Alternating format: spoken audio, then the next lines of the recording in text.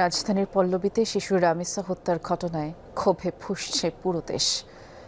শোকাবহ পরিবেশে প্রতিবাদ জানাচ্ছেন এলাকাবাসী। ৪৮ ঘন্টার মধ্যে হত্যাকারীকে বিচারের আলটিমেটামও দিয়েছেন বিক্ষুব্ধ এলাকাবাসী। রামিসার নৃশংস মৃত্যুর ঘটনায় থমথমে পল্লবী এলাকা। সকাল থেকে শিশু রামিসার বাসার সামনে সাধারণ মানুষ জড়ো হয়। ন্যায় বিচারের দাবিতে বিক্ষোভ মিছিল করেছে সহপাঠী স্কুল শিক্ষার্থীরা। ক্ষোভ আর আর্তনাদে সন্তান হত্যার সুষ্ঠু দ্রুত বিচারের দাবি রামিসার মায়ের। এমন ঘটনার পুনরাবৃত্তি রোধে দৃষ্টান্তমূলক শাস্তির দাবি জানিয়েছেন স্বজনরা।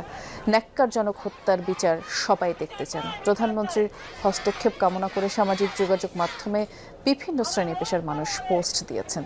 রামিসা হত্যার প্রতিবাদে মানববন্ধন করেছে ঢাকা মহানগর উত্তর মহিলা জামায়াত। দ্রুত বিচার ট্রাইব্যুনালের মাধ্যমে তারা অপরাধীর শাস্তি নিশ্চিতের দাবি জানান। মঙ্গলবার বেলা 11:30 নাগাদ মিরপুরের একটি ফ্ল্যাট থেকে রামিসার খণ্ডিত মরদেহ উদ্ধার করা হয়। গত রাতে মুন্সিগঞ্জের পারিবারিক কবরস্থানে দাফন করা হয় তাকে। তো চিকার যে ও দিছে যেটা আমি বুঝতে পারিনি, ভাবছি পাশের ফ্ল্যাটের অত কোনো বাচ্চা দিচ্ছে।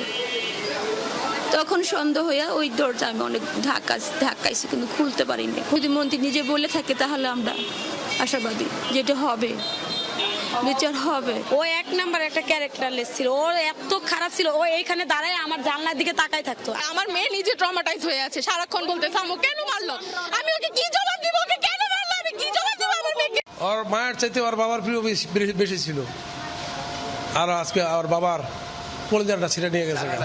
ওর ওয়াইফের হাতে কামড় দিছে, তাহলে নিশ্চয়ই জরিপ করা যায় যে মাথাটা ওর ওয়াইফ ধরে রাখছে। 48 ঘন্টার মধ্যে বিচার চাই, আর যদি 48 ঘন্টার মধ্যে বিচার না হয় তাহলে পুরো বাংলাদেশ আমরা নামবো মাঠে। সে তো স্বীকার করছে সে খুন করছে এবং সবকিছু তদন্ত রিপোর্ট আসছেও, তবে কেন আমাদের দিন গুনতে হবে, তবে কেন তার পাশে হবে না।